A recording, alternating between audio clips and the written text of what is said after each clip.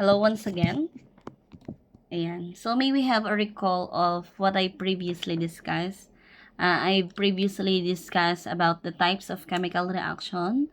There are 5 types of chemical reaction. What are those? We have the first one, yung hashtag my forever. We call it this, anong tawag natin doon? Okay, we call it the combination reaction. The second type of reaction is we call it decomposition reaction. Dahil nagsina-sina or nagkaroon ng disintegration. And the third type of reaction is we call it the single replacement reaction. Nagpalitan lang ng pwesto yung isa. And then the other one, the next one is the double replacement reaction or the exchange of partners. And the last one is the combustion reaction. This time, I will now continue about the topic about chemical reaction, which is about balancing chemical reaction. So, I'm going to teach you how to balance a chemical reaction. But first, I will discuss first about what is a chemical equation. So, a chemical equation is a written statement, and it's a written statement that uses chemical symbols and chemical formulas instead of words. So, ano ang ginagamit daw ng chemical reaction? Gumagamit siya ng chemical symbols. Yan. It uses chemical symbols instead of words. Yan. Instead of words. So, the changes, it describes the changes that occur in a chemical reaction. Here, I'm presenting to you an example of chemical equation. We have calcium sulfide plus water yields to calcium oxide plus hydrogen sulfide. So, in this chemical equation, there are two parts of a chemical reaction. Merong dalawang parte ang chemical reaction. Ano ang tawag natin sa first part? We call this part of the chemical reaction as the reactant. So, I'm gonna write here, reactant. Ang tawag natin sa area na to or sa part na to ay reactants. And CaO and H2S are what we call the products. Ang tawag natin dito ay products. So, we have the reactant side and the product side. The reactant side is present at the left part of our arrow, while the product side is found at the right side of the arrow. Next slide. Ayan. So, CaS and H2O are the reactants. And CaO and H2S are the products. The arrow. The arrow is read as, binabasa natin ito as yields to. Ayan. Yields to ang pagbasa natin. Yields to means to produce. To produce ang ibig sabihin ng yields to. And another part of our chemical equation is the plus sign. So, the plus sign indicates na magkahiwalay si CaS at saka si H2O. Another one, dito naman sa ating product side, the plus sign indicates that si CaO at saka si H2S ay magkaibang compound or they are separate entity. Yan. So, we have here this compound 2H2O. Kung mapapansin ninyo, there are two numbers written in here. We have the larger number 2 and we have the smaller number 2. Ang tawag natin dito sa malaking 2 ay we call it the coefficient. Ang tawag natin dito sa maliit na 2, we call it the subscript. Yan.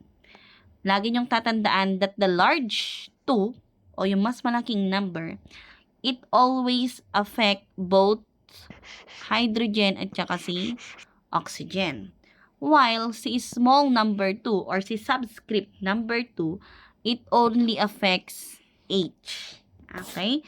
So, kung isosolve natin ito, ilang H ang meron at ilang oxygen ang meron. Let's try solving it for everyone. Let's erase.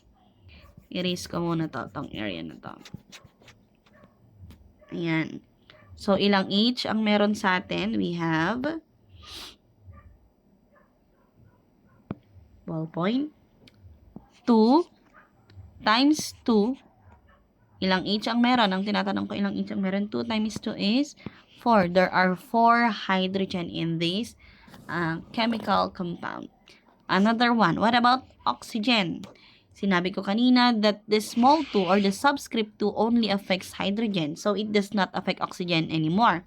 Now, in this example, there is an invisible 1. So, let's multiply 2 by 1 is 2. So, how many oxygen are there? There are 2 oxygen and there are 4 hydrogen. Okay? Inuulit ko, anong tawag natin sa malaking 2? We call it the coefficient. Anong tawag natin sa maliit na 2? We call it the subscript. Ayan. Let's try this. So, let's try balancing this chemical equation. First, ang una mong gagawin kapag ikaw ay nagbabalance ng chemical equation, you have to write. You have to write first what are the elements present. We have iron. Meron bang Fe? Ayan, merong iron. Another, meron ding iodine. And we have chlorine. And what about on the product side? Let us write the different elements. Meron ding iron, of course. Meron ba siyang iodine? Meron din. And we also have chlorine. So, all is done. Pangalawa, pagkatapos mong isulat lahat ng elements na meron, you have to indicate how many of each element is present. So, bilangin natin kung ilan ang element na meron para makita ninyo kung aling element ang hindi balance. So, Fe, ilan ang iron na meron? Only 1. What about iodine? So, dito sa iodine, meron kayong nakikitang maliit na 2 or it has the subscript 2. Kaya, 2 ang ating iodine. And sa ating chlorine naman, ilan ang kanyang subscript? 2 din. Kaya, our chlorine is also 2. Ayan. Si ating chlorine ay also 2. 2 chlorine. What about on the product side? Iron is only 1. Chlorine, ilang chlorine ang meron? 3. Ilang iodine? Merong 2. Now, which among the different elements here is not balanced? Alin kina iron, iodine, Cl ang hindi balanse. So, kung mapapansin ninyo, ang hindi balance ay si Cl. Dito si Cl sa ating reactant side, 2.